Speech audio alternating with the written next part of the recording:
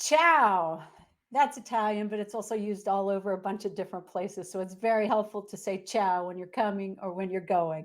Today, we're going to talk about 10 tips for translating your website into other languages. This is a topic I speak frequently about, and I'm so excited to share the top 10 hits. I'm Wendy Pease from Rapport International, where we connect you to anyone, anywhere in the world through high quality translation in over 200 languages. Join us every Thursday morning at 11:30 a.m. Eastern Time as we go live discussing different translation trends, questions, cultural fun facts, and global marketing. If you have any questions, I'll answer them at the end of this little presentation that I'm going to do. This is only like a 10-minute one. And if you're here, put a note in comments so I can see that you are here and tell me where in the world you are today, or if you have any other suggestions. And I always love to hear if there's a topic that you want to talk about. So, number one in our list of 10 things for website translation is do not use a machine translation plugin. There's all different kinds that are coming out. Yes, it's cheap and it's easy and you feel like you're doing the right thing. And you might even think you're following the law by providing the translation if you're obligated to do that. But the quality is still not there. There are so many better ways to do it. And let me get into how.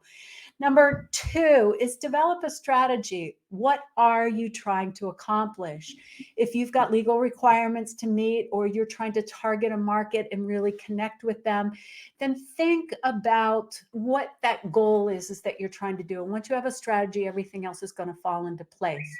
Number three is decide whether you need to globalize or localize. Globalizing means using one language that's going to reach everybody in the world that speaks that language. So, for example, if you are a school in the United States, you're going to use one good Spanish, even though we have people from many different Spanish speaking parts of the world.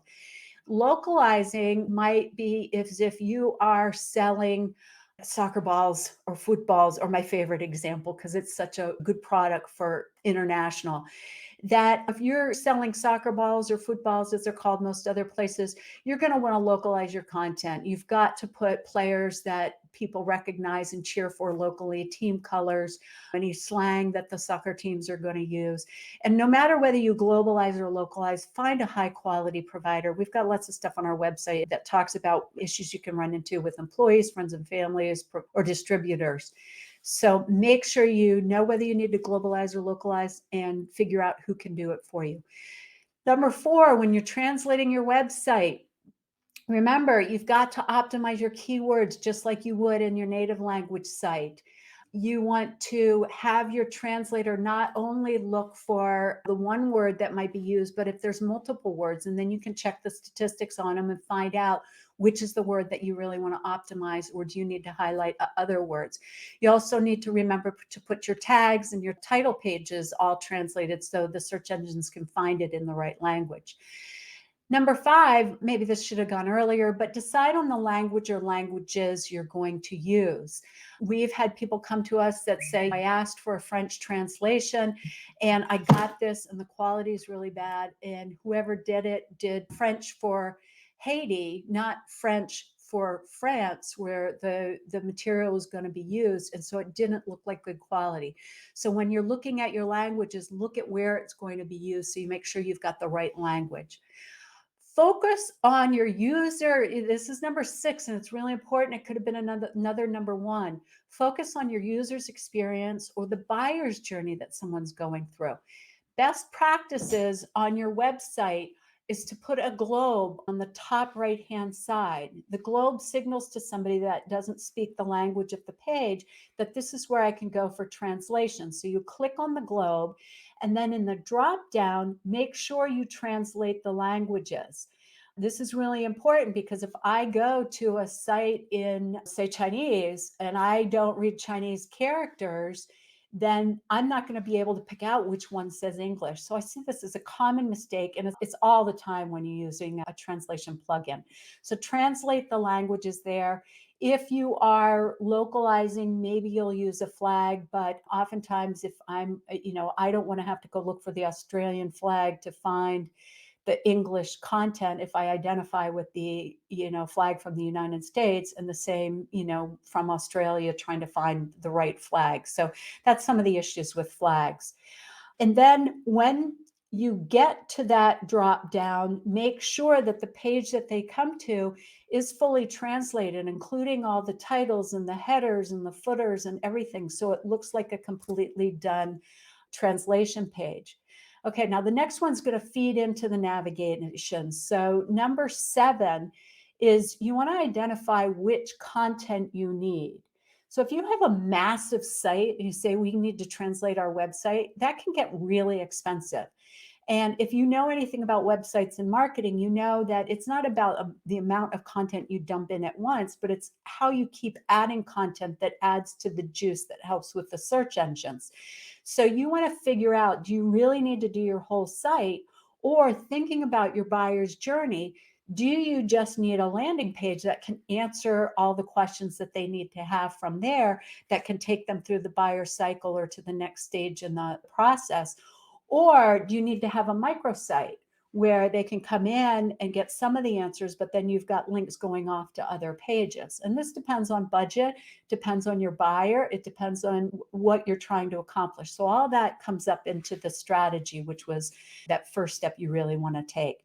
And then you think through how the buyer is going to go from when they first click on that globe to choosing their language, to getting the information they need, to actually going through to a sale or scheduling an appointment. All right, number 8 is the technology. You have to think about that. There are all sorts of plugins for different sites where you can plug in to sweep the content off the site or the specific pages you want, translate it, and then you can push it back in. Or are you going to have to add a microsite, which is building out a mini site to do that? Do you want to put something in there that's going to notify your translation company when additional content is added if you want them to translate that? Like anytime you add a blog, which would add additional content. Are there ways that you're reusing content? Now, there is translation memory. So if we translate something once for a brochure and then you decide you want a web page, maybe we can reuse some of that content to develop out into some content on your website. So, think about technology that's in your back end and how you're going to use that and leverage it to make your website most robust. And have an in-language expert review it before you publish it. You don't want dropped words or incorrect links. This is just standard good stuff that you do. And number 10 is budget for adding new content, because websites become more robust and get found easier on websites when you're continuing to add new content. So if you're thinking about translating your website, I'd love to have a conversation about your specific example. We can talk about your strategy and all the 10 steps that I just talked about. I'm happy to do it. It is one of my passions in life.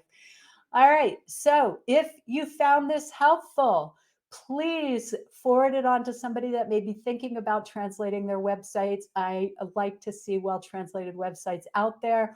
Or if you have other topics, go to our YouTube channel, search for Rapport International, RAPPORT, Rapport International, or you can go to our website, which is on the screen next to me, and look for that. So thanks so much for tuning in today. We'll see you next Thursday at 11:30 a.m. East Coast time. Ciao for now. Thanks for watching. If you enjoyed this video, please like it and share it, or you can keep watching. And don't miss out on new posts by subscribing to our channel. And if you want to talk to Rapport International about all your translation and interpretation needs, or about growing your business into new markets, use the link below for a free 30-minute consultation.